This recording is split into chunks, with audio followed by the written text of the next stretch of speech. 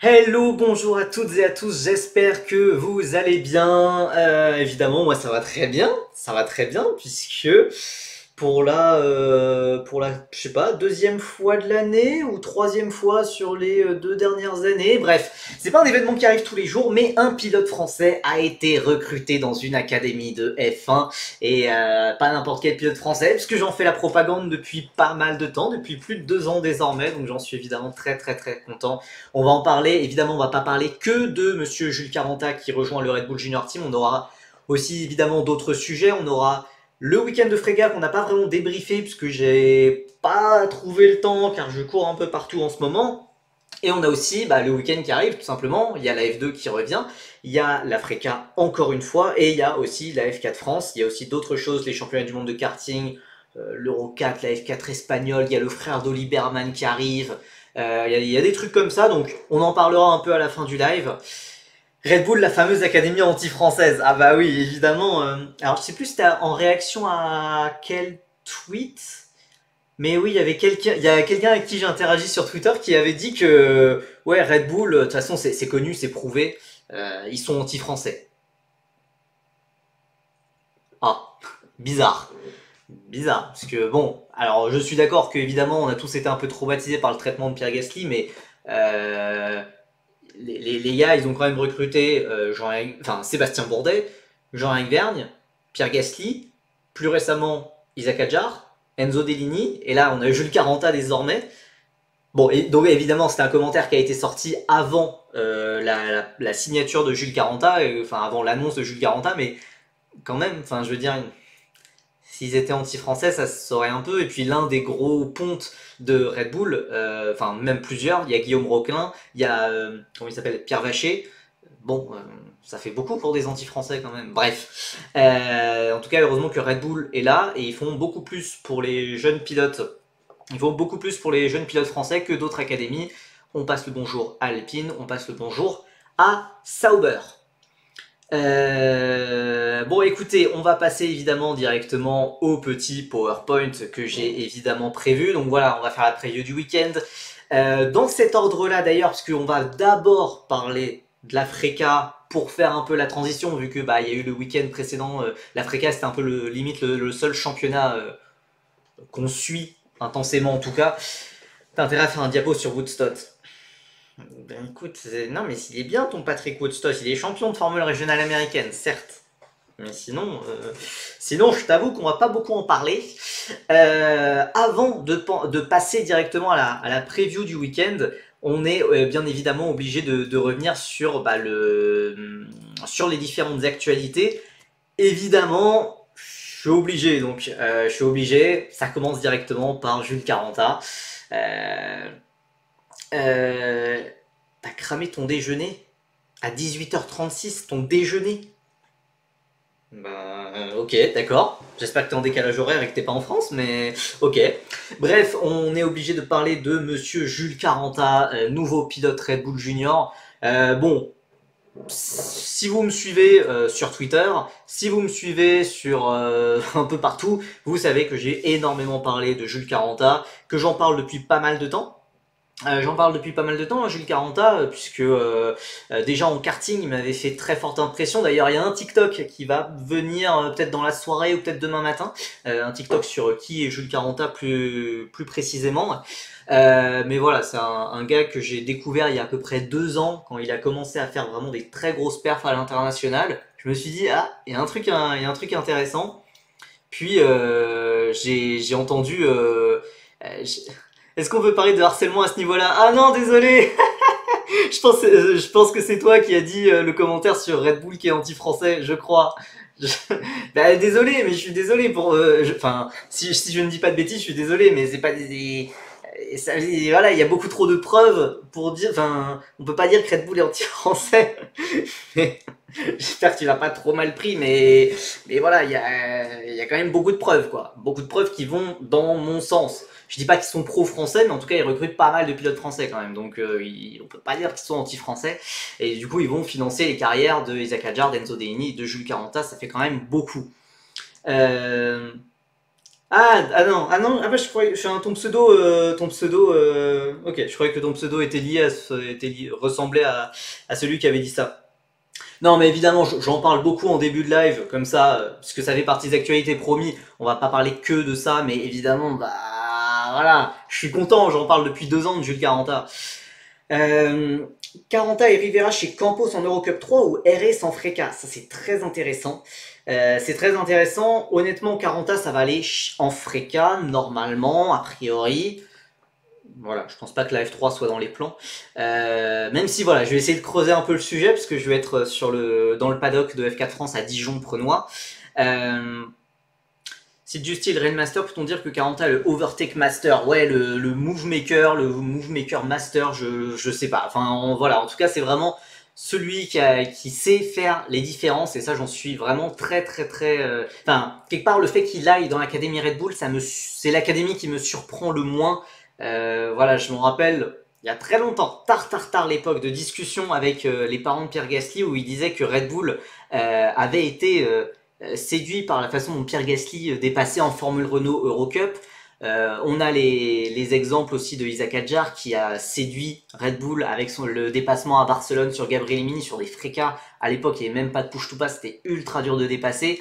Harvey Lindblad, voilà, CF, bah, toute sa saison de Formule 3, c'était, enfin, bon, toute sa saison sauf les 3 derniers week-ends, mais sinon, voilà, c'est vraiment un pilote frisson, quoi. Enfin, un pilote frisson, assez irrégulier certes, mais pilote frisson qui fait les dépassements pour les victoires, etc. Et donc voilà, Jules Caranta, c'est vrai que au niveau F4, même F4 France, Italie, Espagne, enfin vraiment c'est celui qui dépasse. Et exactement, déjà en F4 Emirati, ça m'avait beaucoup impressionné. Enfin, il était déjà dans des grandes passes d'armes avec des pilotes bien plus expérimentés que lui, style Slater, style Al-Azhari, Deligny justement. C'était vraiment très très solide et il faisait vraiment ses débuts en F4.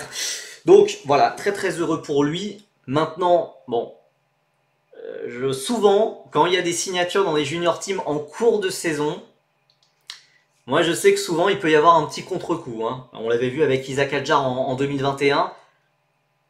Voilà, ça avait été un peu plus compliqué dans les rounds, dans les week-ends après la signature. Donc, voilà, on va pas lui tomber dessus s'il a un week-end un peu plus compliqué. Mais voilà, ça serait du déjà vu. Voilà, son avenir est assuré. La question, voilà, je pense que ça sera en Freca. Moi, j'entends pas mal. Ça sera une équipe française, ça c'est sûr. La question, c'est plutôt entre Air Race, peut-être Hard Grand Prix, puisque Jules Caranta peut avoir des liens avec Hard Grand Prix, mais Red Bull travailler avec Hard Grand Prix, ça serait bon. Je sais pas trop. Je sais pas trop, mais en tout cas, voilà, RS ou Hard Grand Prix, c'est quand même des équipes qui jouent constamment devant, donc ça serait une excellente nouvelle dans les deux cas. Après, voilà, il y a peut-être un monde où il va directement en F3, comme un Ayumu Iwasa l'avait fait, hein. Après son titre de F4 France, Ayumu Iwasa avait été signé par Red Bull et était passé directement en F3 chez Hightech.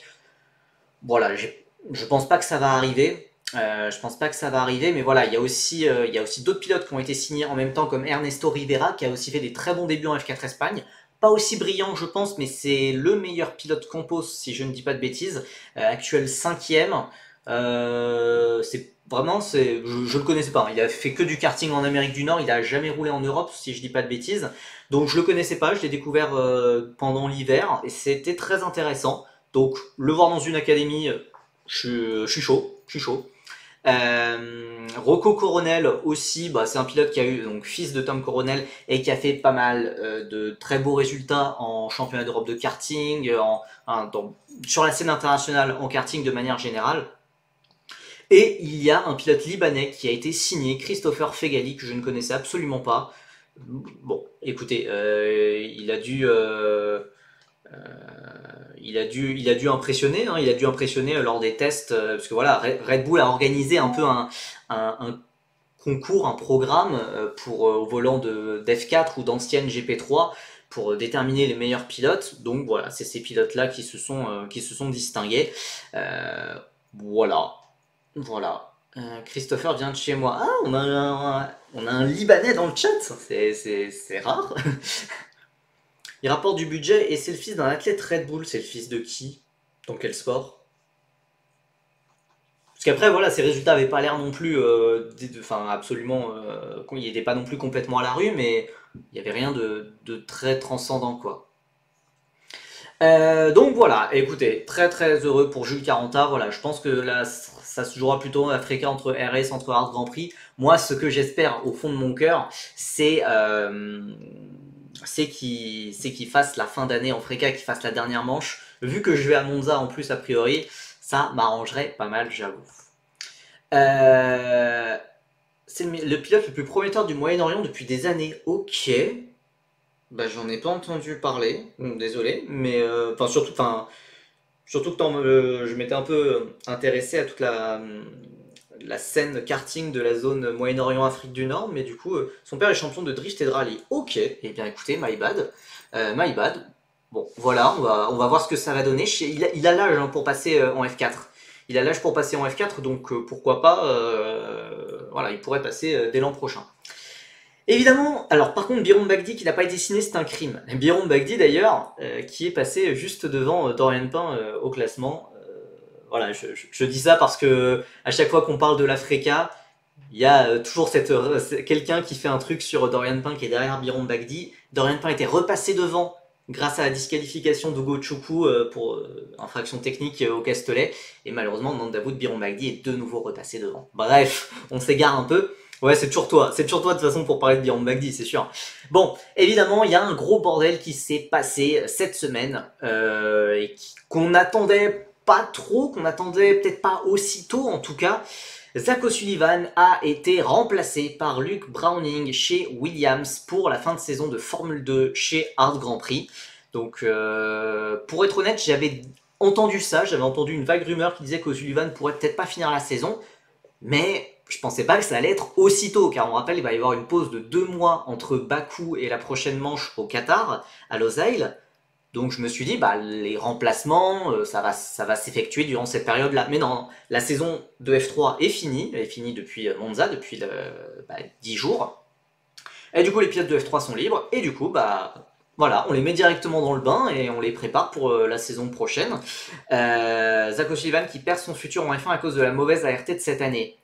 En vrai, j'ai du mal à penser que Williams a fait cette décision-là, puisque en tout cas pas que à cause de la mauvaise ART, je pense qu'ils doivent avoir plus de données en interne, un peu comme quand Red Bull choisit ses pilotes, quand Red Bull a choisi de virer tous ses pilotes sauf Isaac Hadjar, ils avaient des arguments derrière qui ne se voyaient pas dans le classement du championnat. Je pense que la décision est surtout venue après la masterclass de Monza, faux départ, accrochage. O'Sullivan va perdre le soutien de Williams. Bah c'est pas clair, puisque Zach O'Sullivan, de base, il a dit sur Twitter que il allait arrêter sa saison de Formule 2 faute de fonds suffisants. Ce qui est un peu surprenant. Vu qu'il est soutenu par Williams, que Williams du coup est censé apporter du budget. Williams, c'est l'une des rares équipes qui finance, en tout cas majoritairement, la saison des pilotes.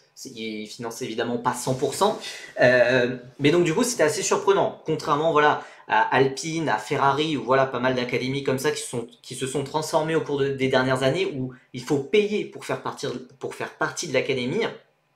Là, Williams est censé apporter du soutien financier. Donc cette déclaration d'O'Sullivan était très surprenante. Et bah voilà, le lendemain, quand l'annonce est tombée qu'il allait être remplacé par Luke Browning, voilà, en fait, il y avait certes faute de fonds. En effet, Zach O'Sullivan n'avait plus les fonds, puisque Williams a préféré utiliser ses fonds pour Luke Browning, pour la génération d'après. Est-ce qu'on peut parler vraiment de génération d'après, en sachant que Luke Browning, c'est un pilote 3 ans plus âgé que Zach O'Sullivan. O'Sullivan c'est un 2005, Browning c'est un 2002, mais voilà, qui était en F3 cette année. Colapinto monte en F1 temporairement et lui il termine même pas sa saison de F2, il doit bien avoir le seum. Bah écoute, oui, je pense voilà, il y avait un duel Colapinto-O'Sullivan, Colapinto l'a remporté. Et c'est pas parce que Zach O'Sullivan a fait une victoire braquage en course principale à Monaco et une victoire assez particulière, mais quand même une belle victoire en course sprint à Spa-Francorchamps lors de la course interrompue par la pluie. En vrai, Colapinto a été plus impressionnant globalement cette année que Zach O'Sullivan. C'est pas... voilà, Colapinto, il a mis une bonne leçon à Dennis Sauger qui avait beaucoup plus d'expérience.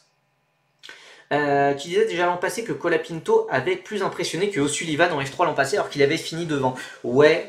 Je suis d'accord aussi parce que Zach O'Sullivan, en étant chez Prema l'an passé et en étant redoublant, je crois que. Alors, à vérifier, mais je crois que c'était peut-être mon favori au titre. Et au final, il est deuxième, presque de justesse, et Colapinto est genre quatrième, cinquième avec MP, donc c'est un très très bon résultat. Ouais, O'Sullivan, c'était les montagnes russes, j'ai envie de dire, c'était un peu les montagnes russes pour tout le monde en F3, sauf Bortoleto. Browning n'a pas de budget, s'il a été remplacé pour budget, ça n'a aucun sens, Williams a fait la décision. Oui, bah c'est ça, hein. Luke Browning, c'est un peu un pilote à la Victor Martins. Hein. Quand on critique Luke Browning sur l'âge, j'ai envie de sortir le contre-exemple, enfin l'exemple Victor Martins. Luke Browning, c'est un pilote qui a pas mal végété plusieurs années dans la même catégorie parce qu'il n'avait pas l'argent nécessaire pour passer dans la catégorie au-dessus. Donc, faut, là, encore une fois, on peut pas faire passer Luke Browning pour un pilote payant qu'aurait dégagé Zach O'Sullivan. C'est pas comme ça que ça marche. C'est juste une décision sportive de Williams, une décision qui est vachement dure. Certes, puisque bah, O'Sullivan il faisait quand même une bonne saison, hein, enfin, même parfois il battait Victor Martins. La décision est ultra dure, mais en fait O'Sullivan n'entre plus dans les plans. Il y avait un duel face à Colapinto, Colapinto l'a gagné, Colapinto va en F1. La question c'est quel avenir après pour Colapinto, ça c'est encore une autre question. Mais bah voilà, il faut continuer de préparer la suite et Zach O'Sullivan a été battu par Colapinto. Donc s'il y a une opportunité qui arrive dans les prochaines années, ça sera pour Colapinto. Et voilà. En attendant, O'Sullivan fait toujours partie de la Williams Academy officiellement. Je sais pas vraiment pourquoi. Je sais pas vraiment quel est le but. Enfin, peut-être ça va faire de l'Indy Next comme Jamie Chadwick ou je sais pas. Merci beaucoup à Max P67 pour le follow et je vais en profiter pour remercier les derniers follow. Attendez, voilà, attendez, il y a eu beaucoup de follow là. Qu'est-ce qui s'est passé? Attendez, c'était quand le dernier live? Parce qu'il y a plein de pseudos, ça me dit absolument rien.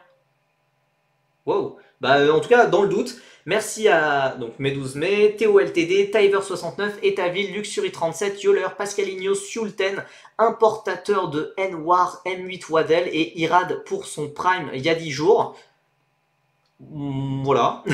euh, merci à vous tous. Merci à vous tous. Je sais pas pourquoi j'ai loué. Ah, parce que le dernier live c'était la Freca. Et du coup, je pense que j'étais beaucoup plus focus sur la course de Freca que sur le chat, je pense.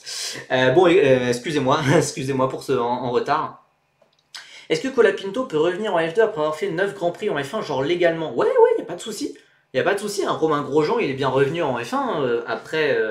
Il est bien revenu en GP2 après avoir fait de la F1. Roberto Meri l'a fait après lui. Giorgio Pantano, par exemple. Enfin, je veux dire, il y a des exemples. C'est pas très courant, mais ça peut se faire. Ça peut se faire. Roberto Meri, le meilleur exemple pour sa suite de carrière. Ouais, bah ensuite il a fait de la F3 japonaise, donc bon. Tsolov aurait pu être testé, je vois pas Browning chez Hart l'an prochain. Bah j'avoue que, enfin, je vais pas faire le connaisseur, celui qui avait tout vu venir, hein. Lors des prédictions de grille il y a quelques semaines, moi je mettais Browning chez Hightech et c'était même pas une question pour moi. Mais visiblement, pour qu'on mette Browning chez ART, c'est que, enfin, ART ils sont pas débiles, hein, je pense, ils sont là pour essayer pour tester, je pense, leur pilote de l'an prochain, j'imagine, puisque sinon ça fait aucun sens, sinon. Ça fait aucun sens, à moins que Williams ait apporté vraiment énormément d'argent pour former leurs pilotes avant qu'ils retournent chez Hightech, mais j'ai du mal à le voir. Hein. Tsoloff aurait pu être testé. Donc oui, Tsoloff. Mais Tsoloff, a priori, ben, il l'a dit lors d'une excellente interview pour cet excellent site, Feeder Series. Il a dit qu'il allait faire une troisième saison de F3. A priori, ça sera plus chez ART, mais chez Campos. Je comprends pas le délire. Hein. Enfin, Tsoloff, c'est bon, voilà, il est temps de monter en F2. On a vu qu'il y avait une progression cette année, donc enfin, bon, il va refaire une troisième année de F3. En tout cas, c'est ce qu'il disait à Feeder Series.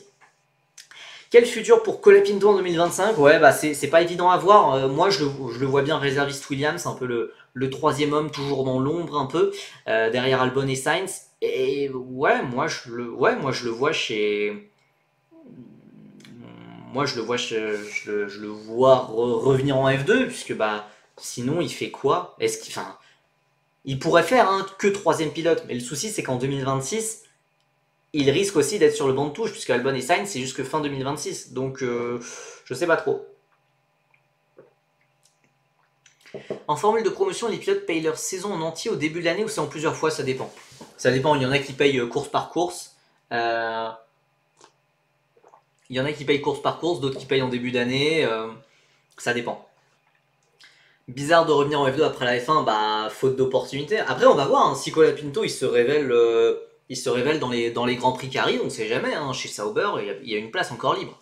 Mais bon, on verra. Un duo Mansell-Van Open l'année pro. Je sais pas. Je sais pas. On va reparler de la grille 2025 un peu plus tard dans le live, mais honnêtement, je sais pas. Je commence à être un peu. Je pense que la F2 2025, ça va être quelque chose. Enfin, ça va être quelque chose en mode, on va passer de l'une des meilleures grilles de tous les temps en F2 à l'une potentiellement des pires. Donc voilà. Il y a une news dont on n'a absolument pas parlé, côté français, les médias enfin, ou en tout cas je suis pas, ma TL est passé à côté. Honda et Red Bull, le divorce est désormais consommé. Voilà, dès la fin d'année, les programmes juniors de Honda et de Red Bull vont se séparer. Mansell chez Trident, ça prépare l'an prochain juste une opportunité. A priori, au vu des dernières années, c'est souvent une opportunité pour ensuite aller dans une meilleure équipe l'an prochain, je pense. Et peut-être à RT, justement. Voilà. Donc voilà, les programmes vont bien se séparer. Donc ça veut dire que Ayumu Iwasa, qui roule actuellement en Super Formula chez Honda avec une livrée Red Bull, ça veut dire bah bye bye. Il y aura plus de Ayumu Iwasa dans le Red Bull Junior Team, a priori. Car Ayumu Iwasa, c'est un pilote Honda surtout. Et aussi, on a encore besoin de confirmation, mais Mugen, donc l'équipe numéro 1 de Honda en Super Formula, ne devrait plus mettre de pilote Red Bull en Super Formula. Et ça veut dire que du coup, a priori, on ne verra pas Isaac Hadjar en Super Formula l'an prochain. Donc, le truc, c'est qu'il y a complètement un monde où Isaac Hadjar, il fait du simulateur l'an prochain. Ce qui est déjà mieux que ce que Théo Pourchard fait actuellement, vous me direz. Mauvaise nouvelle pour Hadjar, si pas de volant F1 en tout cas. Bah voilà, honnêtement, de ce que disait Christian Horner il y a quelques semaines, je pense que voilà, au pire, Isaac Hadjar sera le réserviste d'un peu partout. Gasly était en Super Formula en 2017 sans Honda. C'est vrai, c'est pas faux. C'est pas faux, c'est une excellente remarque. Et d'ailleurs aussi, c'est aussi Gasly qui a en partie, hein, en petite partie, permis le rapprochement entre Red Bull et Honda, puisque Honda adorait Pierre Gasly, ils ont adoré comment ça s'était passé. Et aussi Red Bull, ils ont toujours adoré la Super Formula, ils ont envoyé plein de pilotes avec plus ou moins de succès, évidemment. C'est une bonne remarque. C'est une bonne remarque. En plus, je sais que Isaac Hadjar, il adore le Japon, il adore la culture japonaise, etc. Je pense vraiment que c'est un championnat qui aurait pu lui aller. Mais honnêtement, avec le divorce Honda Red Bull qui va arriver, j'ai du mal à voir ça arriver. Et par contre, moi, je vois peut-être plus un pilote Aston Martin arriver. Est-ce qu'on pourra avoir un Jack Crawford en Super Formula? Je ne sais pas. Ou un Drugovic, ou un je ne sais pas quoi. À moins d'un grand nettoyage avec Perez et Ricciardo qui partent, on risque de voir Hadjar pas en F1. Honnêtement, pour moi, ce sera 2026. Hein, je commence à me faire une raison. Voilà, il y a trop d'enjeux financiers, j'ai l'impression. J'ai pas reçu de nouvelles infos, j'ai pas reçu de nouveaux inside depuis la dernière fois que j'en ai parlé. Mais honnêtement, ça a pas l'air de se décanter. Je pense qu'il y a ou soit Perez ou Ricciardo qui va jarter pour Liam Lawson. Mais voilà, j'ai pas l'impression, hormis d'un coup de tonnerre, et puis ça peut toujours arriver avec Red Bull. Je pense que voilà, en 2026, il y aura de la place. Je pense qu'en 2026, il y aura de la place, peut-être même à la fois pour Lawson, à la fois pour Hadjar, à la fois pour Lindblad, à la fois pour... voilà, je pense qu'il y aura vraiment beaucoup de place chez Red Bull en 2026, avec un potentiel départ de Verstappen chez Mercedes ou Aston Martin. Mais voilà, 2025, j'ai l'impression que ça commence à se compliquer. Hein. Lawson qui casse trop les bonbons pour lui refuser un volant. Bah ouais, franchement, c'est le souci, hein, puisque si Ricciardo il s'était pas blessé à Zandvoort il y a un an, Lawson il aurait jamais eu sa chance en F1. Et tout le monde aurait oublié Lawson. Franchement, tout ça c'est de la faute de Ricciardo.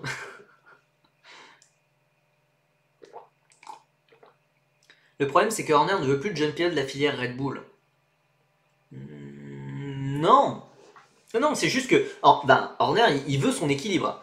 Et il veut son petit équilibre, il veut Verstappen, Perez, Ricciardo, tout le monde et Tsunoda, et voilà, tout le monde est content. Il veut essayer de garder le maximum l'équilibre qui faisait gagner Red Bull. Sauf que c'est en train de s'effriter, c'est en train de partir en miettes. Et voilà, je pense qu'il y a un moment Verstappen va partir, et ça a l'air de... Voilà, ça a l'air de monter, hein, Verstappen. Verstappen peut-être chez Aston Martin pour rejoindre Adrian Newey, c'est pas impossible. Donc je pense à un moment ça va partir et tout va exploser. Tout va exploser. Merci beaucoup à Très Énervé pour le follow.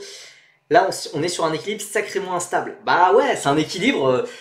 En vrai, si Verstappen arrive à garder le titre mondial, ok, mais de toute façon 2025 ça va éclater, hein, je pense. Horner il est paumé aujourd'hui, le mec fait couler l'équipe, je suis d'accord.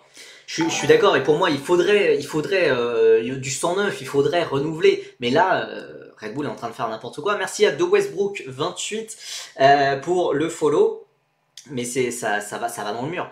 Ambiance pour Caranta qui voit le foutoir devant lui. Mais non, justement, Caranta il arrive au bon moment. Il arrive au bon moment, ça aura le temps de se détruire, puis de se reconstruire. En vrai, il arrive au bon moment.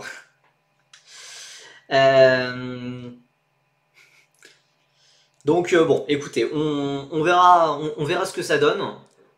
Je suis toujours optimiste pour les chances d'Isaac Hadjar en F1, parce que voilà, pour moi, de toute façon, il y a plusieurs pilotes qui vont partir de Red Bull en 2025 et 2026. Donc pour moi, il y aura de la place pour Isaac Hadjar. Je suis pas inquiet à ce sujet, mais voilà, le plus tôt, le mieux c'est, parce que voilà, Isaac Hadjar, il est prêt pour la F1, c'est complètement sûr. Et voilà, je préfère 2025. Ça sera peut-être en cours de saison 2025, on ne sait pas. Mais voilà, on verra bien ce que ça donne. Mais visiblement pour la Super Formula, là ça a pris un petit coup. Donc je pense Isaac Hadjar, peut-être qu'en début d'année, il pourrait faire juste un programme de réserviste, comme le fait Liam Lawson actuellement. L'impression est devenue plus importante que les résultats. Ouais, alors après l'impression elle est catastrophique. Hein. Je veux dire... certes, à la rigueur qu'on dise que le marketing ou que que les chiffres financiers soient plus importants que les résultats, pourquoi pas, mais l'impression, elle est désastreuse actuellement pour Red Bull. Enfin, on a l'impression que l'empire s'effondre et que, alors qu'ils font quand même encore partie des top teams, alors que Verstappen fait encore des podiums, etc. C'est pas non plus si désastreux, enfin c'est pas Alpine non plus, quoi, donc... Iwasa qui ferait de la super formule sur iRacing. Bon, Iwasa, je pense qu'il va partir en full pilote Honda, hein, je pense, c'est tout. Hein, mais et la F1, voilà, le rêve sera passé. Avant de revenir sur la F2, on va parler de la... Comme quoi les pilotes payants ne font jamais partie de la F1, oui. Le décès de Mateschitz leur a fait beaucoup de mal, ça je suis d'accord. Ça je suis d'accord, hein. C'était clairement la figure tutélaire du groupe, le grand pont qui unifiait tout le monde, et je suis assez d'accord avec ça. Les frictions dans Red Bull ont commencé quand Red Bull a maltraité Albon, les Thaïlandais ont pas aimé. Ah ouais? Puisque en soi, il a été maltraité par entre autres par Christian Horner, donc puis maltraiter Albon, je sais pas, je trouve qu'ils ont été plus light avec Albon qu'avec Gasly, mais ok, bon. Écoutez, voilà, un petit point par le classement de la FRECA. Voilà, la preview du week-end commence maintenant. On va faire FRECA, puis F2, puis F4 France. Tout simplement parce que la FRECA, il y a eu... Pourquoi j'ai encore les notifs WhatsApp? C'est insupportable. Je sais pas si vous les entendez, mais... Voilà, il y a les gens de Feeder Series qui n'arrêtent pas de parler. Raphaël Camara a accru son avance au championnat. Et oui, même s'il s'est fait percuter au départ de la course 2, il a accru son avance au championnat. Naël, meilleur Saint-Éloque, n'en déplaise aux haters. Oula, bah t'as de la chance que Vettel Spin soit pas sur le live, sinon tu t'aurais fait choper par le callback. Mais on va y revenir justement. Tuka Taponen toujours deuxième devant Brando Bader et Alessandro Giusti qui est le pilote qui a marqué le plus de points sur le week-end d'Imola. Évidemment, deuxième victoire en 2 week-ends, la deuxième sous la pluie. Le Rainmaster a encore frappé. Voilà, très très très heureux évidemment pour Sandro. On a ensuite James Wharton en 5ème position, là encore qui sort d'un très très bon week-end, on n'a pas trop parlé mais double podium pour lui. Noah Stromstad a pris la tête du classement rookie devant Ivan Dominguez et Pedro Clerot. On a ensuite nos deux Français qui complètent le top 10, Evan Gilter et Enzo Dellini, évidemment. On va en parler puisque Evan Gilter, il était plutôt en lutte pour minimum un podium en course 2 avant que sa mécanique ne le trahisse. Enzo Dellini était en course aussi pour un podium, peut-être plutôt un top 4 avant que Enzo Peugeot ne mette un terme à sa course malheureusement. Quelle lose la course 2 pour les Français hors Giusti. Ah clairement, c'est la victoire que j'ai eu le plus de mal à savourer puisque on avait un monde où je pense que Giusti gagnait devant Stromstad. Je pense que Gilter aurait fait 3 et Dellini 4 ou 5. Je sais pas. Je sais pas exactement. Puis il y avait Dorian Pain qui jouait ses premiers points. Je me suis pas. Voilà, il y avait plein de choses possibles. Il y avait Peugeot qui était provisoirement 6ème. Bon. Voilà, et au final ça a été un foiré pour tout le monde sauf pour Alessandro Giusti et Théo Nael. Donc bon, il y avait quand même du positif, mais voilà, ça c'est un peu mal. Evan Gilter avec sa chance mécanique, il a la marque de Porsche Radjar. Au moins ça veut dire qu'il va monter. Peut-être pas jusqu'en F1, mais qu'il va monter. En plus ce week-end, c'est le Red Bull Ring, là où Giusti avait eu sa première victoire l'an passé. Ouais, d'ailleurs le week-end a bien commencé pour lui, évidemment, c'était sous la pluie. Stromstad sous la pluie, c'est quelque chose aussi. Ah, mais clairement, moi, vraiment, il y a 4 pilotes sous la pluie qui me font une énorme impression cette année. C'est Giusti, Stromstad, Gilter, Dellini. À chaque fois qu'il y a une course sous la pluie, ces 4-là sont vraiment très très brillants. On continue un peu le classement. On a ensuite Zachary David, Hugo Choukou, Roman Bilinski qui est revenu de blessure, Michael Beloff, Théophile Nael. Voilà, meilleur des Saint-Éloque avec une double entrée dans les points devant Nikita Bedrin, Matteo De Palo et Enzo Peugeot qui est malheureusement dans une petite spirale négative dont il va falloir essayer de se sortir au plus vite car le rythme est là. On a ensuite Canatoli, Nicolas Lacorte, Ricky Liu, Niki Bora et la légende Giovanni Maschio qui a marqué un point. Il a plus de points que Valerio Rinicella, c'est assez risible, mais bref. Et on a 26ème Dorian Pain qui est un peu cut de ma capture d'écran de Wikipédia. Pain très impressionnante aussi dans les conditions difficiles. En fait j'aurais aimé plus la voir durant la course 2 à Imola, puisque du coup on n'a pas pu vraiment voir... Elle avait l'air d'être en train de se battre pour les points, mais j'aurais aimé la voir un peu plus longtemps. Puisque la course 2 au Castellet, elle partait 8ème et elle finit 13ème. Elle a fait un peu dégringoler. Dans la course 2 au Castellet, moi j'ai pas été très content de sa course, sa qualif était géniale. Mais voilà, c'était plus compliqué en course. Là, ça avait l'air d'être l'inverse. Mais voilà, la malchance mécanique. Voilà, il y a une très belle, image qui a été prise par les photographes de la Dutch Photo Agency avec évidemment cet accident à Tamburello entre Tuka Taponen et Rafael Camara pour la tête de la course au départ. Voilà, une erreur assez grossière de Tuka Taponen. Bon, évidemment, sous la pluie, c'est plus compliqué de maîtriser son véhicule. Non seulement il est resté dans les graviers, mais en plus Camara lui a pu continuer et remonter et faire une remontée folle jusqu'à la 9ème place et gratter quand même quelques points. Et en plus Tuka Taponen va avoir une pénalité de 4 places. Bon, honnêtement il reste 3 week-ends, il reste théoriquement 150 points à attribuer, donc théoriquement c'est possible. Je crois que le top 9 peut encore jouer le titre mathématiquement, mais bon, je pense que le rêve est passé, hein, je pense. Rafael Camara devrait être champion, et Tuka Taponen devrait peut-être même plutôt regarder derrière, puisque Brando Bador et surtout Alessandro Giusti, c'est très solide et ça marque des points quasiment tout le temps. Taponen, il n'a pas marqué des points avec Ferrari sur ce coup-là. Ouais, bah après, voilà, le reste de sa saison est quasi parfait, hormis le premier week-end à Hockenheim.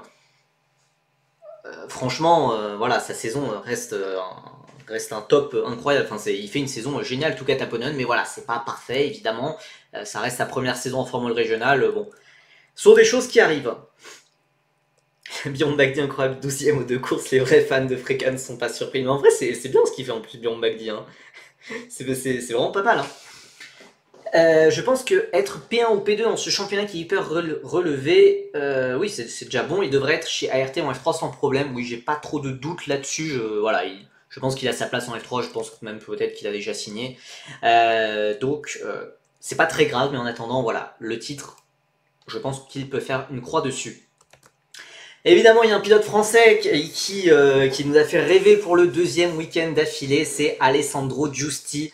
Tout cas, je lui ai reparlé, il m'a confirmé qu'il y a une possibilité de sauter la F3 et que c'est pas abandonné encore, mais très improbable. Oui, il y avait cette rumeur comme quoi il pourrait sauter la F3 et directement aller en F2. Mais oui, visiblement, on n'a pas trop l'air de se diriger vers ça. On ne devrait pas avoir une Andrea Kimi Antonelli bis. Donc voilà, Alessandro Giusti, voilà, je pense que Williams aussi peut-être commence à faire un peu de la place pour lui. Hein, le fait que Zaco Sullivan soit viré, que Browning monte en F2, ça veut dire que Williams n'a pour l'instant personne en F3 pour l'an prochain. Donc bon, selon toute vraisemblance, voilà, Alessandro Giusti va monter avec le soutien de Williams, probablement avec Art Grand Prix. Et voilà, voilà. Il y a des averses, voire même de la pluie qui est prévue ce week-end au Red Bull Ring. Est-ce qu'on pourrait pas assister à une nouvelle masterclass d'Alessandro Giusti? Pourquoi pas? Je pose ça là, on sait jamais. En tout cas, voilà. Quoi qu'il arrive sur la fin d'année, Alessandro Giusti a réussi sa saison. Évidemment, il visait le titre, mais avec Art Grand Prix qui avait fait 8ème du championnat équipe, je sais pas, voilà. Et surtout, la combinaison Prema-Camara est juste complètement injouable actuellement. Entre Colapinto et Giusti, qui sont les jeunes chez Williams, bah, il y a, nous demande Cyclo-Exane, bah, il y a Luke Browning, du coup. Luke Browning qui va faire ses débuts en F2 ce week-end. Et c'est tout, en fait. C'est tout, puisque après, sinon, il y a des jeunes, il y a des plus jeunes en F4. Enfin, Alexander Bondarev qui va bientôt débuter en F4. Et Dean Hugedan, enfin bref, un jeune néerlandais en kart. Mais voilà, le prochain sur la liste c'est Giusti et selon toute vraisemblance il ira en F3 et c'est très très chouette. Mathématiquement Camara peut être sacré dès ce week-end. Oh, bien vu. Oh, il faudrait quand même, enfin, faudrait qu'il prenne vraiment pas mal de points. Hein. Faudrait qu'il prenne 2 points à Brando Badoer, 1 sur Alessandro Giusti, et il faudrait qu'il prenne, ouais, pas mal de points aussi. 139, 179. Bah, il doit prendre voilà, une soixantaine de points. Ouais, il doit prendre 62 points. Enfin non, 62 points, qu'est-ce que je raconte? Il doit prendre 39 points. 40. Voilà, c'est compliqué les mathématiques. Et voilà, il faudrait qu'il prenne 40 points à tout cas Taponon sur ce week-end. C'est pas impossible, mais bon, ça paraît assez peu vraisemblable. Hugendorn, oui voilà, Dean Hugendorn. Giusti pour l'après Sainz Albon, les timings collent bien. Exactement, t'as tout compris, t'as tout compris. Non, franchement, ça peut vraiment très bien coller, alors que bah, pour Colapinto, pour Browning, en vrai, ça va être un peu juste. Alors Browning, s'il fait 2 saisons de F2, pourquoi pas, mais il aura déjà 37 ans quand il arrivera en F1, donc bon, un peu compliqué. Il aura pas 37 ans, il en aura 25. Ouais, il aura 24-25 ans, ça fait vieux hein, pour arriver en F1 quand même. Hein. Par contre, on en parle de Camara sous la pluie. Ouais, c'est vrai que Camara, il est pas très à l'aise sous la pluie, ça commence à se voir beaucoup. Hein. On l'avait vu un peu tomber, tomber comme une masse lors de la course au Castellet. Lors de la course à Imola, on n'a pas pu le voir très longtemps. Non, bah attends, quand même, il a fait une super remontée. Hein. Il a fait une super remontée de dernier jusqu'à la P9 hein, au final. Donc sa course au Castellet était désastreuse, mais sinon Imola, il est bien remonté après son crash. Ah bah ouais, du coup Camara sous la pluie, je sais pas ce que j'en pense, hein, puisque vraiment au Castellet c'était désastreux. Hein. Il avait course gagnée et il s'est fait bouffer par tout le monde. Hein. Si Giusti continue chez ART, pas sûr que l'équipe donne confiance en F3, F2. Ouais, je pense que ça, ART ils vont monter. Hein. Ils vont monter en F3, enfin ils vont revenir aux avant-postes. Déjà ils sont revenus aux avant-postes en F3, je pense que voilà. Camara chez Prémont en F3, oui a priori c'est très probable, hein, c'est très probable. Donc voilà, Alessandro Giusti évidemment, très très très content pour lui. À Imola, il y a eu de très belles perfs pour nos Français. Le souci, c'est que ça s'est pas passé comme prévu, malheureusement. Nicolas Lacorté, toujours impressionnant, il mérite son baquet chez Stridon.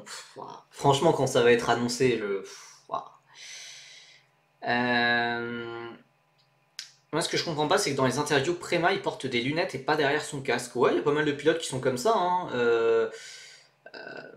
c'est l'un des rares pilotes que je connais comme ça qui porte des lunettes dans son casque, c'est Sébastien Bourdet, hein. En dehors de lui, j'en connais pas beaucoup d'autres. Je pense que sinon, bah, il y a des lentilles, hein, tout simplement. Il y a des lentilles, ou même il y en a qui voient moins. Il y en a qui ne mettent pas de lentilles et qui voient juste un peu moins. Je crois d'ailleurs que, bah, je crois d'ailleurs qu'Antoine Hubert, il roulait sans lunettes et sans lentilles et qu'il voyait un peu moins bien. Euh, Toujours autant bluffé par le rythme en course de Gilter. Ouais, ouais, ouais. Ah oui, Canatoli aussi. Toujours autant bluffé par le rythme en course de Gilter. Ouais, non, franchement, et d'ailleurs, ça fout un peu le démon que ses qualifs en ce moment, ça soit un peu plus compliqué qu'en début de saison, car en course, franchement, il fait de ses remontées, c'est très bien, c'est vraiment très solide, mais il part toujours d'un peu loin pour espérer beaucoup de choses. Et voilà, c'est ça, il fait des qualifs bof, c'est vraiment dommage. Peugeot, il y a tellement de talent, mais tellement pas d'argent pour les big teams. Bah ouais, je sais pas trop ce que Peugeot fera l'an prochain, puisque Peugeot d'ailleurs, voilà, hein, moi je le dis, j'ai fait un énorme mea culpa sur lui, sur toute la première moitié d'année. Franchement, pour moi, ça a été l'une des révélations de la saison en Freca. Mais voilà, depuis 3 courses, aïe, c'est un peu compliqué. C'est un peu compliqué. Il y a eu des accidents, bah, l'un avec Tuka Taponen au Castellet, l'un avec bah, Enzo Dellini à Imola. Il y a eu une sortie le samedi en qualification à Imola. Voilà, depuis 3 courses, c'est plus compliqué, mais en dehors de ces 3 courses-là, le reste, c'est une masterclass, donc on va plutôt se concentrer là-dessus. Et l'air de rien, avant son accrochage avec Deligny, bah, Peugeot, il était quand même bien placé, il était quand même dans le top 6, il était 6e ou 7e. Donc voilà, il faut se concentrer sur le positif. Heureusement que Vettelspin est absent. Ouais, je pense qu'il savait que voilà, j'allais être moins élogieux envers Enzo Peugeot que les derniers lives, enfin envers Enzo Peugeot que comparé au dernier live. Donc bon, voilà. Et Enzo Peugeot d'ailleurs qui aura une pénalité de 4 places justement pour son accident avec Enzo Dellini. Et c'est exactement ce que j'allais dire, possible qu'il surconduise, faut assurer la fin de saison et viser un top team. Bah c'est ça, je pense, c'est d'ailleurs le souci de beaucoup de pilotes qui courent après le budget, ils ont besoin d'impressionner, ils ont besoin de faire la perf qui marque, et voilà, parfois on peut se retrouver à en faire un peu trop, et malheureusement ça a été le cas de Enzo Peugeot le week-end dernier. On a quand même un plateau français extrêmement relevé en fricasse cette année, vraiment impressionnant, ça donne de l'espoir pour la suite en espérant qu'il soit bien accompagné au contrat de Pourchère et Martins. Euh, ouais, ouais, après, Pourchère et Martins, pour moi, je pense qu'ils sont quand même globalement bien accompagnés. Le souci, enfin, je veux dire, le cercle vraiment autour d'eux, il est bien. Le souci, c'est plus l'académie qui a fait, enfin, leurs académies F1 qui ont fait n'importe quoi avec eux, malheureusement. Peugeot et Gilter doivent faire une deuxième saison pour jouer plus haut. Bah, a priori, on a l'air de se diriger vers ça. Maintenant, voilà, je pense qu'ils pourraient totalement mériter leur place en F3, mais que voilà, niveau budget, ça va un peu coincer à la fois pour Gilter, à la fois pour Peugeot. Déjà, on a Justy qui a la chance d'être dans une académie un tant soit peu sérieuse. Ouais, mais du coup, j'aimerais bien que ce soit la même pour tous les autres. J'aimerais bien. Voilà, pour en revenir sur les autres pilotes français, Enzo Dellini, il y a aussi eu une belle progression à Imola. Il y a aussi eu de la malchance à nouveau, donc quatrième le samedi avec une victoire rookie, c'était très bien, et il partait pour au moins une quatrième place le dimanche, donc voilà, on sent qu'il y a une bonne amélioration, il va falloir confirmer ce week-end. Théophile Naël, revenu de nulle part, avec une double arrivée dans les points, un double top 8. Voilà, il a réussi en plus à éviter tous les incidents, tous les accidents, etc. Voilà, donc excellent. Maintenant, il faut continuer comme ça, puisque voilà, de ce que j'avais entendu il y a quelques temps, il pourrait monter en F3. Mais voilà, il faut aussi le mériter sur la piste. S'il fait des week-ends comme il a fait au Moyen-Orient, ou comme il a fait à Hockenheim en tout début d'année, ou comme il a fait à Imola, j'ai aucun truc à redire sur une montée de Naël en F3. Le souci, voilà, c'est qu'il y a eu 5 ouais, il y a eu 5 autres week-ends qui étaient bah, moins bons. Donc voilà, il faut essayer de finir fort pour Théophile Naël. Attendez, est-ce que oui, j'ai eu des échos? Ouais, il y a eu des échos Mercedes à un moment, oui, pareil, j'ai eu des échos Mercedes pour Evan Gilter à un moment. Je sais pas trop ce qu'il en est actuellement, j'essaierai de voir. Euh, Pierre, magnifique tour de formation. Ouais, bah. Oui, saison compliquée, saison compliquée. On passe à la Formule 2. Vous en faites pas, il y aura tous les horaires à la fin du live. Évidemment, on passe à la Formule 2 et il y a une bataille pour le titre. Une bataille pour le titre, 10,5 points d'avance pour Isaac Adjar sur Gabriel Bortoleto qui a fondu sur Isaac Adjar après son last to first lors de la course principale à Monza. Zayn Maloney est en embuscade, on ne sait pas comment il est là mais il est toujours là, 3ème, Paul Aron est 4ème, il est dans une sacrée panade, hein, notre ami estonien, ça fait 5 courses qu'il n'a pas marqué de points, bon évidemment il aurait dû en marquer... il aurait dû faire podium lors de la course principale à Spa, mais problème mécanique dans le dernier tour. 5ème un peu plus loin, Jack Crawford, puis on a ensuite Andrea Kimi Antonelli. On a ensuite Franco Colapinto qui manquera à la fin de saison car il était appelé chez Williams. Dennis Auger est 8ème, toujours derrière Franco Colapinto, son coéquipier rookie. Victor Martin s'est enfin apparu dans le top 10 après un début de saison un peu catastrophique. Il est 9ème, 10ème Kush Maini, 11ème Fittipaldi. On a ensuite Richard Verschoor, lui aussi sur une excellente lancée. Zach O'Sullivan, 13ème, enfin j'allais dire le regretté Zach O'Sullivan, Zach O'Sullivan qui ne finira pas la saison. 14ème Oli Berman qui n'ajoutera pas de points à son total ce week-end car appelé par As en F1. 15ème Pepe Marty, on a ensuite Joshua Durksen, Correa, Cordy, Miyata, Barnard, Stanek, Villa Gomez, Oliver Goethe et Niels Coulen, et on aura 3 rookies supplémentaires qui vont intégrer le championnat ce week-end. Aaron imite Lindblad, Aaron la descente aux enfers est incroyable, ouais franchement, surtout la F2 ça va si vite, hein, quand y a des trucs... Il peut y avoir des spirales infernales, tu peux pas t'en sortir, tu marques pas de points pendant 8 courses d'affilée alors que t'as la vitesse, t'as le talent. Et bon, je vous rappelle la fin de saison de Théo Pourchaire en 2022 où il joue le titre et puis il y a tout plein de casses mécaniques, il y a tout plein de soucis, etc. Et au final il marque quasiment aucun point sur les 6-8 dernières courses, c'est exceptionnel. Un mal pour un bien pour Aaron, cette descente dans le classement lui permettra peut-être de redoubler. Oui, je suis d'accord. En vrai, moi, plus la saison avance, plus je me dis, ok, peut-être Paul Aron va redoubler. Berman aurait pu jouer la victoire à Bakou malgré la préma. Ouais. Voilà, comme le dit Arturo, c'est le week-end, c'est peut-être le week-end le plus marquant de l'histoire de la carrière d'Oli Berman. Voilà, la double victoire, pole position avec un volant tordu le vendredi. Exceptionnel.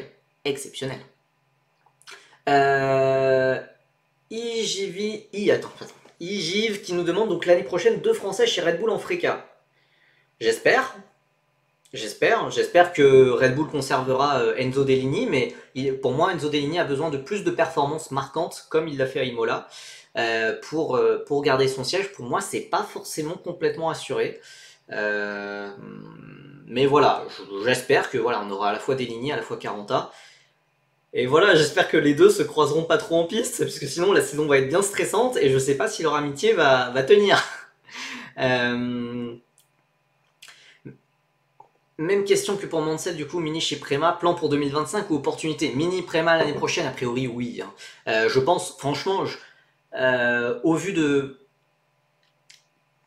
Comment dire? J'essaie de formuler des phrases qui ont un sens, mais je suis un peu fatigué. Gabriel Mini, pour qu'il aille chez Prema maintenant, je pense que voilà, il y a la volonté pour Prema de préparer 2025.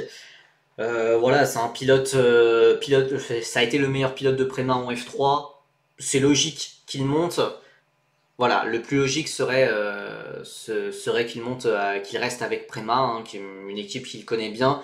Maintenant, il y aurait toujours l'opportunité high-tech, pourquoi pas.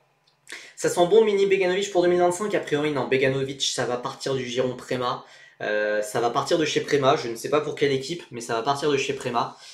Il l'a plus ou moins confirmé, ou son manager l'a plus ou moins confirmé dans une interview à un média suédois. Mini Lindblad, le duo de Prema 2025. Alors, Kimi63, tu arrives un petit peu en retard. Je pense que tu n'as pas checké Twitter aujourd'hui, car Arvid Lindblad a été annoncé chez Campos aujourd'hui. Donc, ça Et d'ailleurs, ça fait pas trop de surprise, hein, Arvid Lindblad. J'ai au moins un pilote de bon sur mes prédictions de la grille. Arvid Lindblad, qui a été placé par Red Bull chez Campos. Voilà, la coopération Red Bull-Campos va continuer de façon encore plus intensive l'an prochain. Donc voilà, Mini, donc voilà, paraît un favori évident pour 2025. Et là, voilà, il va faire qu'une seule manche, hein, puisque Berman va revenir, à moins que Magnussen se fasse resuspendre d'ici là. Mais voilà, Berman reviendra pour les 2 dernières manches. Et voilà, Mini restera sur le banc de touche normalement. La F3 sera tellement meilleure que la F2 l'an prochain, je suis complètement d'accord. Je suis complètement d'accord. Vraiment, la F2, il va y avoir zéro hype. Browning qui remplace O'Sullivan. Voilà, on a parlé évidemment du cas Browning. Et il y a Christian Mansell qui remplace Roman Stanek, qui était toujours très très limite au niveau du budget.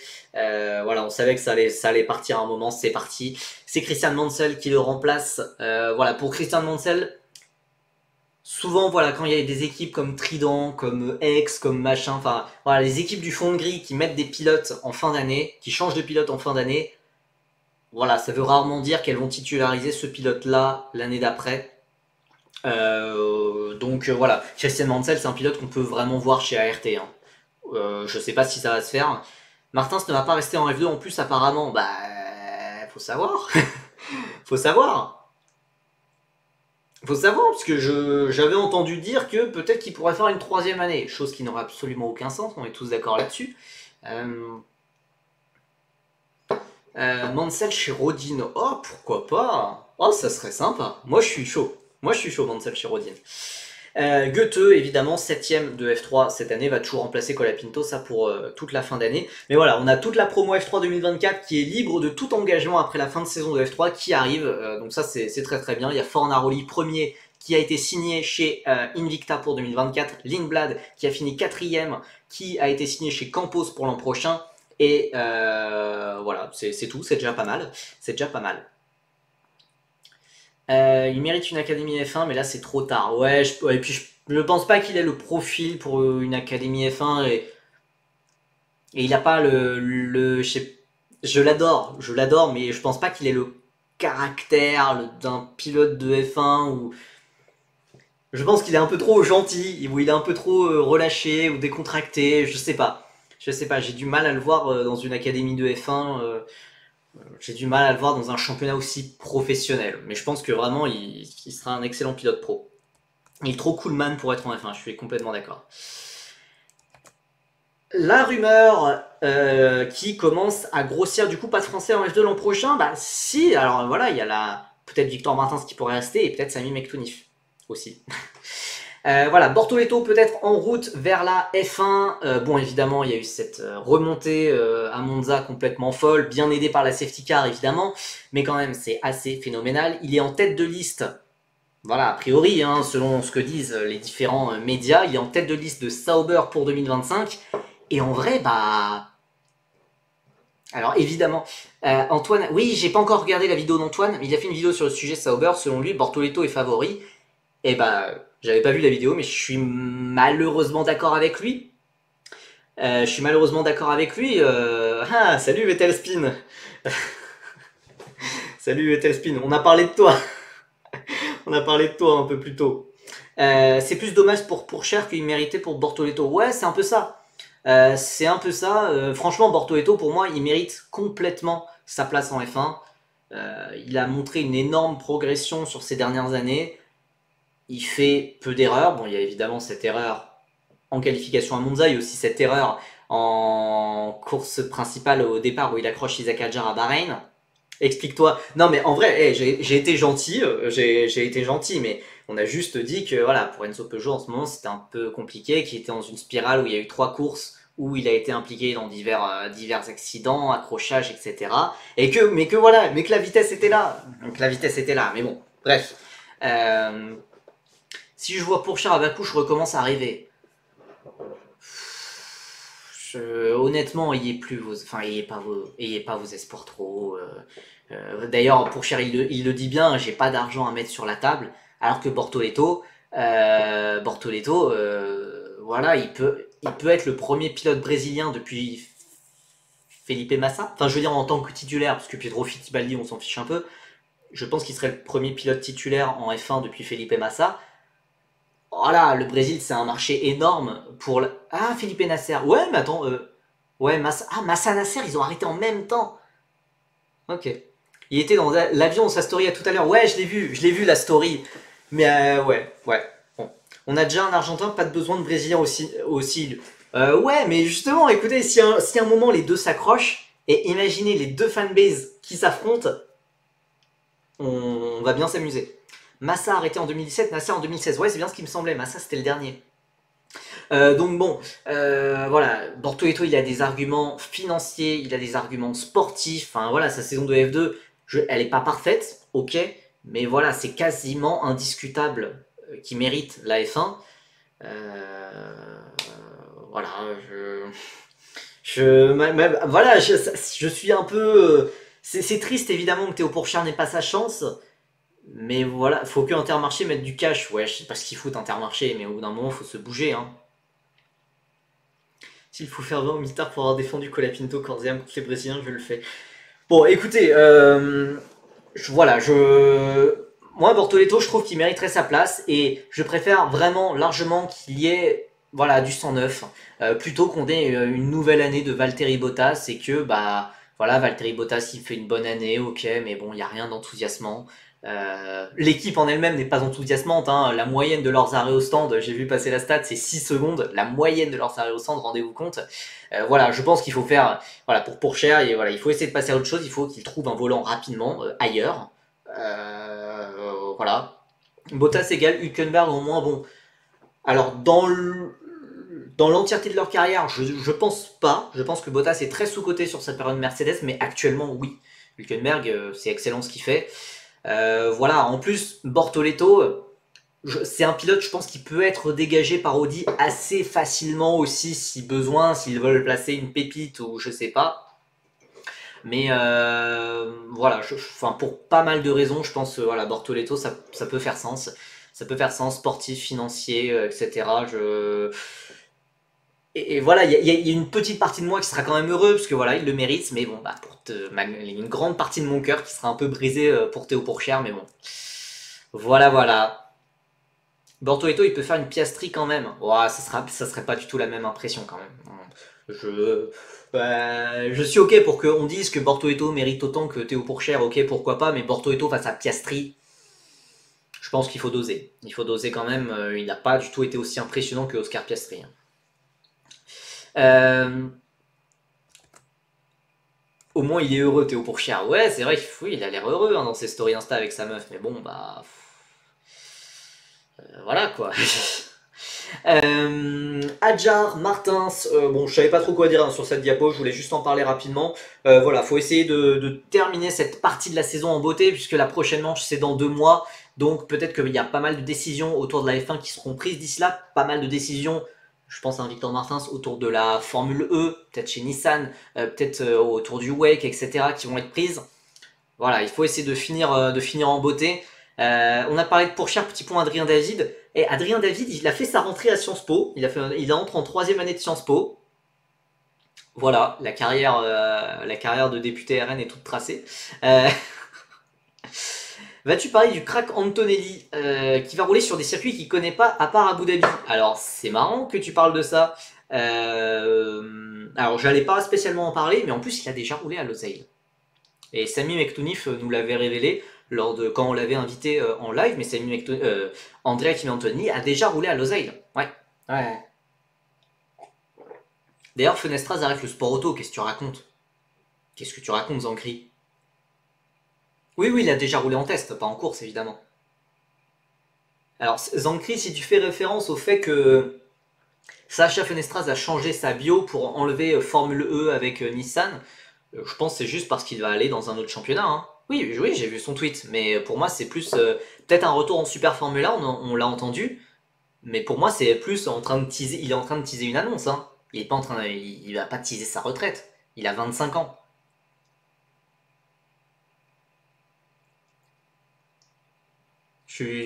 Enfin, je pense pas, hein, je pense pas. Euh, Écoutez, Martin, s'il n'y a pas de place en WEC chez Alpine, ouais, mais je parle pas spécialement. Enfin, oui, en WEC, enfin, je disais WEC, mais je pensais aussi endurance de manière générale. Bref, voilà, Martin, il est dans une bonne forme actuellement. Il doit vraiment continuer ce qu'il fait depuis 2-3 week-ends. C'est vraiment très très bien. Il y a toujours des podiums, c'est génial. Euh, et puis pour Adjar, bon, bah, on peut pas trop lui tomber dessus après le week-end de Monza. Bon, ça n'a pas été un week-end spécialement flamboyant, même si ses qualifs ont été excellentes. Mais je pense que voilà, il faut reclaquer des gros résultats avant la pause. Je sais pas, c'est bizarre, mais oui, t'as peut-être raison. Bah, en tout cas, moi je l'ai interprété comme ça. Pour moi, il y avait zéro retraite ou zéro truc comme ça. Hein. Euh... Quoi, c'est en train de parler. Antonelli a payé les commissaires au Moyen-Orient, mais Antonelli, il a. Hein en formule régionale Moyen-Orient. Mais Antonelli, il a tellement roulé sur tout le monde au Moyen-Orient. Je suis pas très d'accord, moi. Enfin, je. Bon, bizarre. Bizarre, voilà, bon, on en a déjà parlé, mais voilà, la grille 2025, les petites infos actuellement, les petites infos récemment. Auger, a priori, voudrait faire une énième saison de Formule 2. Pourquoi faire, comme dirait l'autre. Beganovic devrait quitter le giron Prema. O'Sullivan, c'est un truc que j'ai entendu. Bon, c'était avant l'annonce, qu'il se fasse virer, mais il pourrait peut-être revenir en F2. Avec quel soutien, je ne sais pas. Mais encore une fois, voilà, ce serait peut-être pas. Enfin, le gars, il a dit, il partait de la F2 faute de fond, donc j'ai du mal à le voir. Auger, le nouveau Daruvala est arrivé, c'est dingue. Hein. Auger, il est passé du crack générationnel de Red Bull à nouveau Daruvala, qui chez Prema, du coup, à côté de Mini. En vrai, je vois pas mal de gens qui ont parlé de Sébastien Montoya, et en vrai, ça m'étonnerait pas. J'entends que que Prema est tout simplement plus en haut de la liste des pilotes et que les pilotes préfèrent aller dans d'autres équipes. C'est d'ailleurs pour ça que Harvey Lindblad est allé chez Campos. Ça a été annoncé, ça a été annoncé ce matin. Il va chez Campos et pas chez Prema. Pourchard a éteint la carrière de Auger. Je pense pas qu'il l'ait éteint. Je pense que malheureusement la carrière de Auger s'est éteinte après. Mais ouais, Sébastien Montoya, c'est sûr, ça pique. Hein. Mais écoutez, pour les plus jeunes d'entre nous, rappelez-vous la saison 2019 où il y a quand même Sean Gelael qui est chez Prema. Hein. Si Beganovic ne sera pas chez Prema, qui va. Bah voilà, moi j'ai cette petite théorie Sébastien Montoya. Crawford, moi je le vois bien refaire une année, ou peut-être aller en Super Formula, hein, avec peut-être des accords Aston Martin Honda, je sais pas. Montoya terroriste, pour moi, Montoya terroriste de l'année, largement devant Dunn. Hein. Pour moi, Dunn, il a un peu trop une réputation de terroriste, mais je suis pas trop d'accord avec ça. Je suis d'accord que il est parfois très rugueux et un peu au-delà de la limite parfois. Gela était même chez Prema en F2 2018. Ah ouais, 2018 aussi. Ok. Crawford, il était pas censé partir en Indy un jour. Bah ouais, il y avait son papa qui avait des plans normalement pour aller en Indy. Je sais pas ce qu'il en est depuis. Je sais pas ce qu'il fait dans l'académie Aston Martin non plus. Voilà, il y a plusieurs pilotes qui peuvent venir de la F3. Je pense à Mathias Zagazeta, je pense à Alex Dunn qui pourrait venir de la F3. Sami Mektounif, évidemment, j'ai pas reçu de nouvelles infos depuis. Depuis la fin de saison de F3, mais voilà, je pense que Sami Mektounif il vise vraiment la Formule 2. Je sais pas si ça sera forcément une très bonne équipe, mais voilà, on peut totalement le voir peut-être une année de plus, une année chez Trident. T'as vu la vidéo du papa de Montoya qui engueule les ingés Campos? Ouais, ouais, j'ai vu. J'ai vu. J'avais pas trop compris pourquoi, mais je pense que c'était un truc de ressortir dans le trafic ou quelque chose comme ça.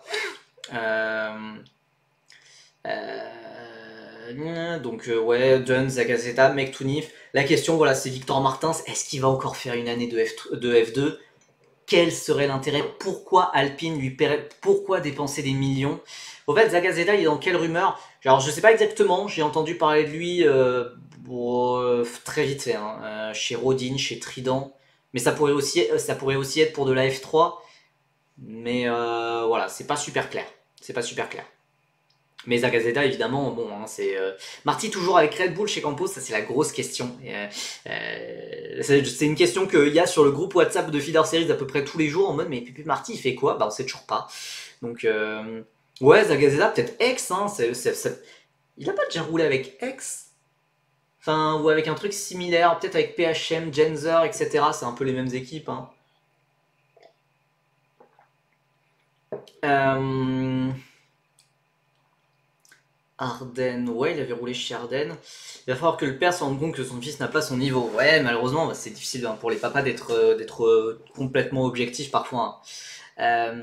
Mektounif, il doit faire comme Adjar en F2, première année découverte. Alors, Adjar, de base, il partait pas en mode première année découverte. Hein. Il dit aujourd'hui maintenant, ouais, c'est bien que j'ai fait une année une année difficile pour apprendre, etc. Bon, hein, il est pas arrivé dans l'année en mode, ok, je vais faire 14e, mais l'année d'après, je vais faire champion. Non, bah, le but c'était de gagner dès le début. Bon, voilà, donc la grille de F2 commence à se dessiner. Voilà, on a les premiers pilotes annoncés, Fornaro chez Invicta, Lindblad chez Campos, Bejanovic ou du coup, a priori en F2. La question c'est où. Franchement, ça peut aller un peu n'importe où hein, pour moi. Hein. Ça peut aller chez du Dams, du high-tech, du je sais pas quoi. Hein. Et ben, ouais. Ouais, la grille de F2 va pas faire rêver. Ouais, ça va, il n'y a pas Axel Nios non plus. Voilà, on passe à la F4 France. J'en profite pour rappeler que je serai sur place samedi et dimanche dans le paddock à Dijon-Prenois pour l'avant-dernière manche de F4 France. Évidemment, on a une bataille pour le titre toujours phénoménale entre Yannis Stevenedens, notre pilote belge, enfin notre, bah non, pas notre du coup, vu que je suis français, le pilote belge en tête pour 9 points devant Jules Caranta, la toute fraîche recrue du Red Bull Junior Team, devant Taito Kato, le pilote Honda. On a ensuite, en fait, le titre va se jouer entre ces trois-là a priori. D'ailleurs, mathématiquement, je crois qu'il y a encore le top 6. Non, attendez. Ouais, il y a le top 5 qui peut jouer le titre mathématiquement. Bon, ça va se jouer entre les trois premiers. On a ensuite Chester Kiefer, Ryan Caretti, Augustin Vernier, notre deuxième français qui progresse très bien. Franck Porter-Ruiz, qui lui aussi progresse très bien. Grosse montée hein, par rapport à l'an passé. Leonardo Menia, Jules Roussel, Alex O'Grady, Caldaras, Mason Lung, Arthur Dorisson qui montre aussi une sacrée progression sur les 2 derniers week-ends, Karel Schulz, Dylan Estre, le petit frère de Kevin Estre, Gabriel Doyle parfait, Alexandre Munoz et Edouard Borgna qui sont les 19 pilotes à avoir marqué des points. On note aussi Lisa Billard qui a fait ses débuts lors du week-end de Manicourt, qui va donc faire son deuxième week-end, et oui. Voilà, et qui... Voilà, si ses résultats étaient comptés, ne serait même pas dernière du championnat, elle est arrivée en cours de saison et elle bat déjà, voilà, vraiment pas dégueu pour des débuts, elle bat déjà pas mal de pilotes, donc ça c'est positif. Maintenant j'ai envie de voir une belle progression sur les week-ends à venir. Il y a aussi une addition supplémentaire avec Pablo Ricobono Bello, qui comme son nom l'indique est français, il est né à Tenerife, dans les îles Canaries, et il va faire ses débuts en F4 France ce week-end. Euh, il faut que Samy Mathias soit coéquipier. Ouais. On oublie que Caretti 5ème, c'est pas mauvais, il peut monter. Je sais pas exactement. Je sais pas s'il peut monter ou puisqu'il a 16 ans, 17 ans. Mais Caretti, non, c'est vraiment pas mal. Le truc, c'est qu'il n'y a pas ce petit truc en plus. En fait, il est toujours très bien placé, mais il n'y a pas de victoire pour Ryan Caretti. Bon, c'est pas si gravissime que ça, mais ouais, il peut peut-être jouer la 4ème place au championnat. Je sais pas s'il a le budget pour monter en Freca ou en GB3 ou en Eurocup, je sais pas trop où. Va falloir peut-être comment dire, j'enquête un peu sur le sujet à Dijon et au Castellet, parce que je serai aussi au Castellet pour la finale. La bise à Nitra Nitrin, il rate son heure de gloire. Bah écoute, on l'embrasse dès qu'il sera sur la rediffusion. Évidemment, abonnez-vous à la chaîne YouTube Percy VOD. Voilà, Steven Hayden, honnêtement, le week-end précédent à Manicourt, ça a montré vraiment une chose. Yannis Stevenedens, il est complètement battable, comme Jules Caranta l'a montré. Mais le truc, c'est que vraiment, il faut tout mettre bout à bout. Il faut être parfait pour battre Yannis Stevenedens. Et c'est pas franchement évident, en plus, à faire sur tout un week-end. Donc c'est pour ça que Yannis Stevenedens, avant et après Manicourt, au final, il a gardé le même nombre de points d'avance sur Jules Caranta. Donc voilà, en plus il va avoir une motivation supplémentaire de prouver sa valeur. Jules Caranta qui est chez Red Bull, Taito Kato très proche d'Aston Martin. Voilà, et comme je le dis depuis le début de la saison un peu, Yannis Stevenedens, c'est vraiment celui qui a besoin du titre en tant que pilote redoublant. voilà, c'est celui qui a le plus besoin du titre, alors que voilà, Karanta, Kato, leur avenir est à peu près assuré. D'ailleurs, Taito Kato, je ne sais pas où sera son avenir, mais avec le soutien de Honda, on se doute que ça va bien se passer, et probablement celui d'Aston Martin. Et enfin voilà, Taito Kato, je sais qu'il a impressionné. S'il vous plaît, je suis de loin la F4 France. Yannick dépend exclusivement du RACB. Ouais. C'est d'ailleurs pour ça qu'il a besoin du titre. C'est vraiment pour montrer que il doit montrer au RACB, donc au Royal Automobile Club of Belgium, que c'est un excellent pilote, que bah voilà, la fédération belge doit vraiment continuer à le soutenir pour une montée en FRECA. Je sais pas, moi je le vois bien chez G4 Racing ou une équipe comme ça, enfin, ça serait bien. En tout cas, il mérite sa place au-dessus. Kaito il me fait trop kiffer, le mec kiffe sa vie en France. Ouais non c'est trop génial à voir. J'ai très hâte de le revoir parce qu'il était encore un peu timide quand je l'avais rencontré pour la première fois au Mans en pré-saison. Mais ouais, ça se voit, il kiffe la France, il kiffe l'Europe de manière générale je pense. Donc c'est pas le cas de tous les pilotes japonais qui ont parfois des premières saisons en Europe très compliquées, mais lui il kiffe sa vie. Donc voilà, pour Steven Hayden, c'est vraiment celui qui a besoin du titre. On va voir ce que ça va donner, mais honnêtement, pour moi, c'est vraiment le favori. Voilà, c'est le plus âgé, le plus expérimenté. Celui, voilà, je pense que c'est mon favori pour le titre. Si je dois faire un pronostic, ça sera lui le champion 2024 de F4 France. Évidemment, bah voilà, Taito Kato, il respire le smile. Bon, Jules Caranta qui est deuxième, évidemment, il sort de plusieurs week-ends, tous ses week-ends sont très bons de toute façon. T'avais pas dit qu'il pouvait monter, ah, j'avais oublié, oui, il pouvait monter direct en F3 Kato. J'ai pas de nouvelles là-dessus, mais je sais que Taito Kato, oui, c'est vrai qu'il voulait monter en F3, merci de me le rappeler. T'es pas optimiste sur Caranta? En vrai, non, je suis pas... je pense, voilà, je m'en rappelle, quand Isaac Hadjar avait été signé en 2021, après qu'il ait explosé en FRECA, quand il a été signé en cours de saison, je me rappelle, les week-ends d'après, ça avait été compliqué, et ça avait bien fini sur la fin, mais voilà, je me dis, il y aura peut-être de nouvelles choses à gérer, un nouveau statut à appréhender, et c'est bien d'ailleurs qu'il soit signé maintenant, plutôt que durant la saison de FRECA 2024, où qui sera un peu plus regardé, etc. La saison de Jules Caranta, elle est réussie déjà, donc et surtout en fait voilà, j'ai pas envie de le jinx, j'ai pas envie de lui rajouter de la pression, donc honnêtement pour moi voilà, la saison de Jules Caranta est déjà réussie. Maintenant, si tu peux me prouver que tu as tort, enfin que j'ai tort et que tu peux aller chercher le titre, mais vamos mon grand, vas-y, vas-y, mais voilà, pour moi voilà, la saison de Jules Caranta est déjà réussie. Voilà, 4 victoires, actuel deuxième au classement, les dépassements, la signature chez Red Bull, tout va dans son sens. Maintenant, voilà, il aura un peu une cible dans son dos. Après, il était déjà officieusement pilote Red Bull à Manicourt. Oui, certes, oui, du coup, puisque le Red Bull Driver Search, c'était en fin juillet. Mais voilà, maintenant que ça a été annoncé, il y a plus de regards autour de lui, il y a plus d'attentes. Faut voir comment il va appréhender ce nouveau statut. Ce nouveau statut, il le savait déjà. Mais quand même, là c'est autre chose. Voilà, pour en revenir à Taito Kato, actuel 3ème au championnat, qui a perdu du terrain sur Steven Hayden et Caranta récemment. Il est à 27 points, je pense, du pilote belge. Il doit vraiment... il doit essayer de rester au contact pour essayer de garder ses chances de titre en vie au Castellet. Puisque voilà, 27 points, ça fait plus d'une course principale, donc ça peut faire un écart un peu rédhibitoire. 24 points, attendez.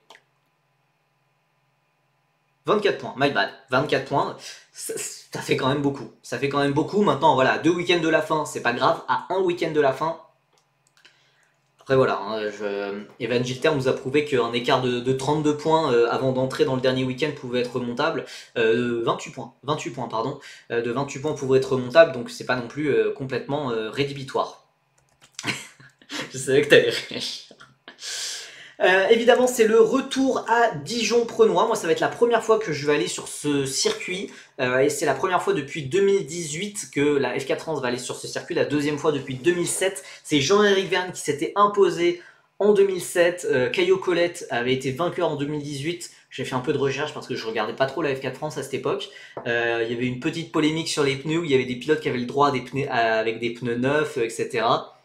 Evan avait payé les commissaires. Bah, bien sûr. Pas trop ce que j'ai entendu, mais bon.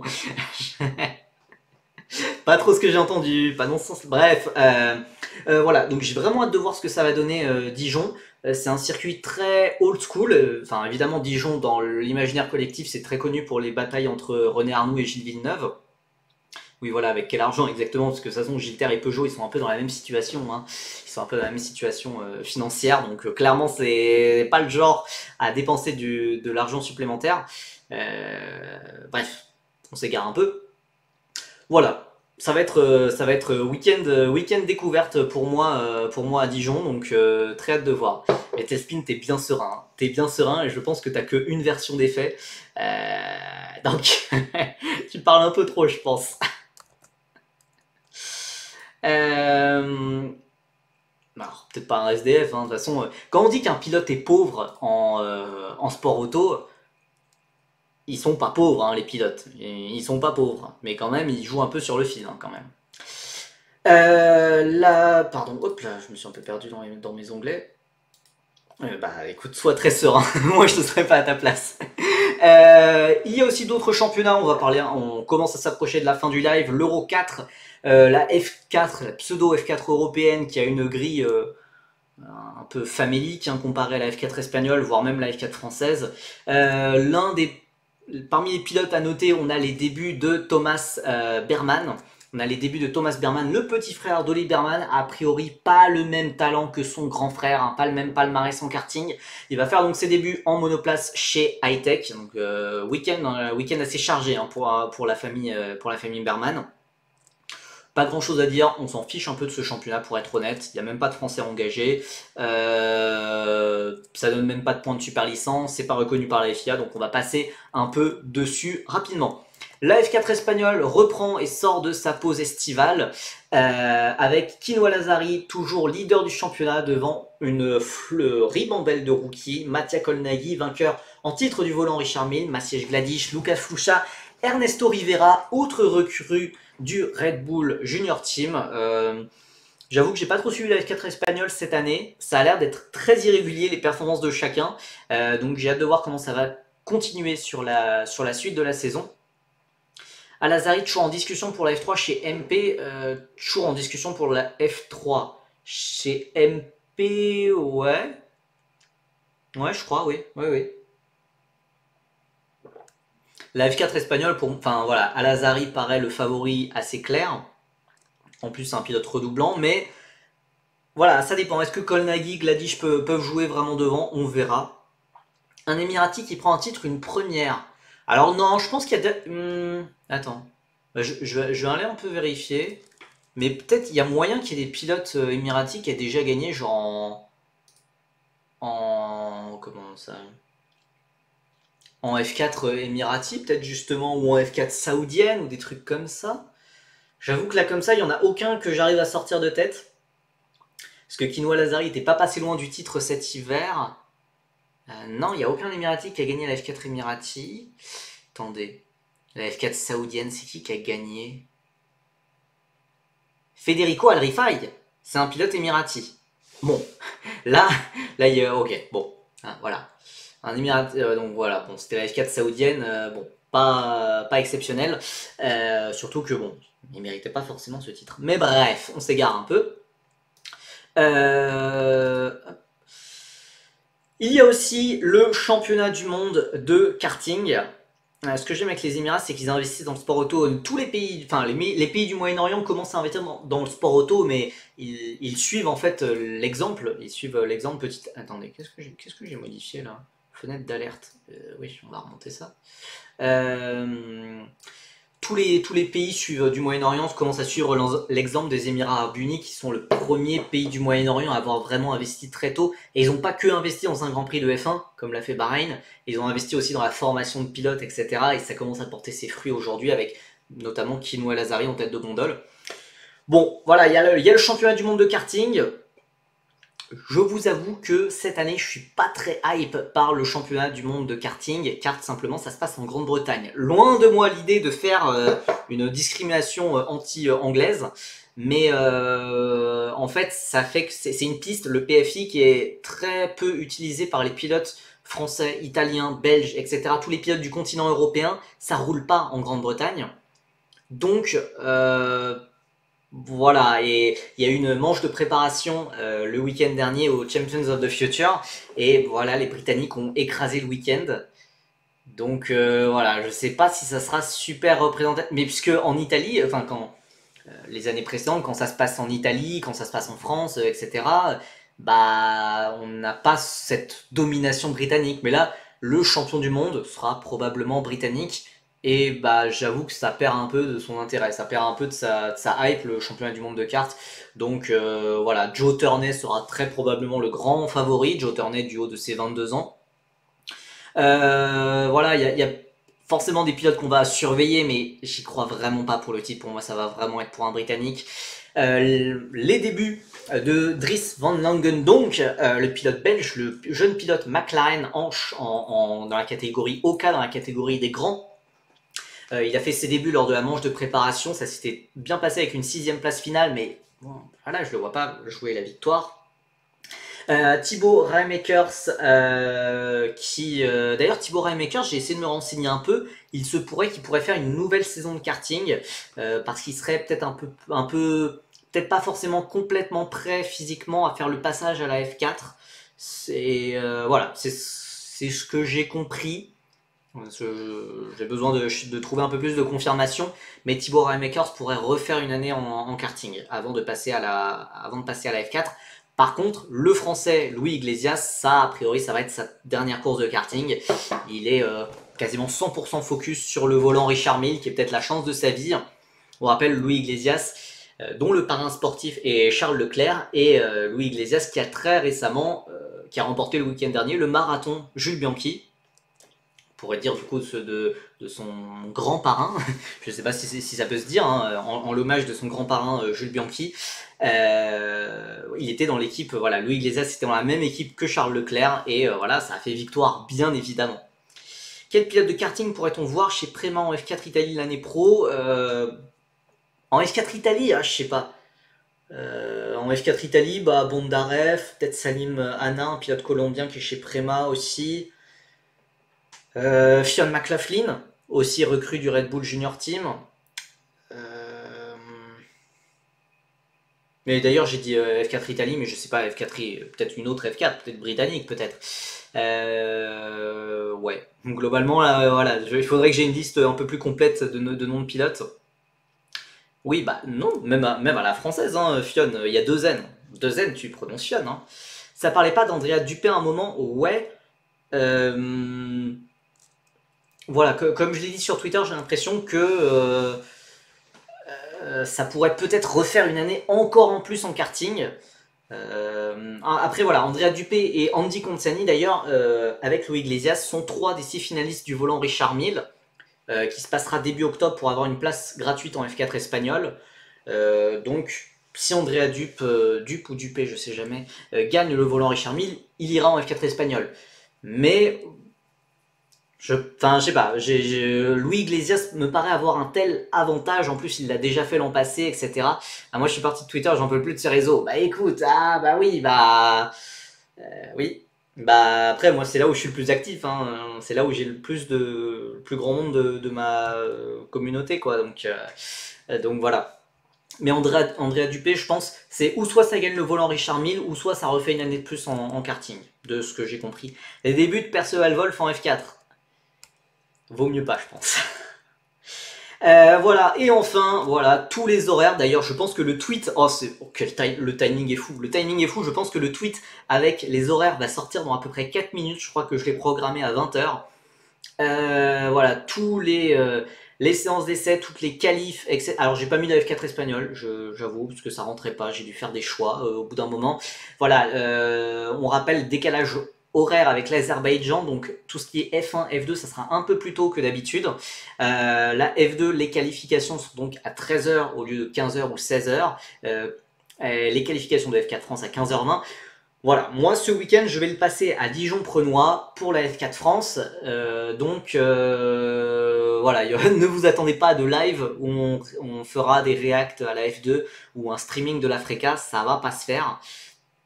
Devine qui a cours à 13h demain. Bah ouais, moi je suis en stage, enfin je serai au taf, moi je serai au taf pendant toute la journée, je vais louper la F2, je vais louper la F4 France.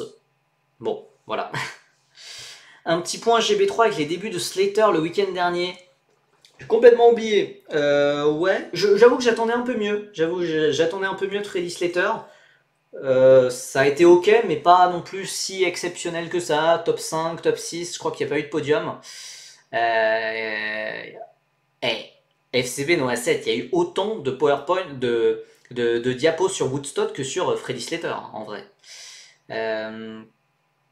La célébration... Ah, j'ai pas vu la célébration de Louis Sharp. Louis Sharp qui a mis un petit coup hein, sur ses adversaires et qui a pris un peu d'avance en vue du titre GB3. J'ai pas vu. J'ai pas vu sa célébration du coup. 6, 4, 5, ouais c'est bien mais j'attendais mieux. Surtout qu'il a fait vraiment pas mal de tests hein, pour la GB3. Slater F3 ou Freca donc l'année pro. Honnêtement pour moi c'est plutôt F3 ou GB3. Au vu de sa préparation actuelle, des tests qu'il a fait en GB3, pour moi ça se joue entre F3 et GB3. J'ai pas vu la célébration de Sharp. Bon écoutez, je regarderai sur Twitter ou sur YouTube quand je trouverai. En mode tir à l'arc. Ok, bah écoutez. Louis Sharp, je l'aime bien, donc écoutez, pourquoi pas. Pourquoi pas, Louis Sharp qui devrait, normalement, selon toute vraisemblance, aller chez F3. Aller en F3 chez Rodin. Ah ouais, c'est ça. Ah oui, la PP Twitter. Ah ok. Oui. Enfin oui, je crois. Ok. Du coup, je l'ai vu. Ok, d'accord. Ok. Bon, écoutez, merci beaucoup d'avoir été aussi nombreux sur ce live. On a un sacré week-end de sport auto qui nous attend. F1, F2, Freca, F4 France. Voilà, je vais essayer de voir si je peux gratter des informations assez croustillantes en F4 France. Et voilà, écoutez, passez une excellente soirée. Je vous souhaite un excellent week-end de course à tous. Voilà, les horaires sortent dans 1 minute sur Twitter. Non, du coup, pas de live ce week-end. Il y aura un live débrief peut-être dès lundi soir, puisque je finis tôt le lundi. Mais donc voilà, je vous tiendrai au courant. Et de toute façon, ça va tweeter, ça va peut-être faire des stories Insta, etc. Puisque voilà, je serai dans le paddock. Ça fait longtemps, ça fait pas mal de temps que j'ai pas été dans le paddock. Peut-être la première fois depuis les essais de pré-saison. Donc ouais, je crois que c'est ça. Donc ça commence un peu daté. En tout cas, voilà, d'ici là, passez une excellente soirée, un excellent week-end. Et voilà. L'outro de merde, je sais. Faudrait que je taffe pour faire des meilleurs outros parce qu'à chaque fois je parle et c'est beaucoup trop long. Bon allez, passez une très bonne soirée. Bye bye. Salut.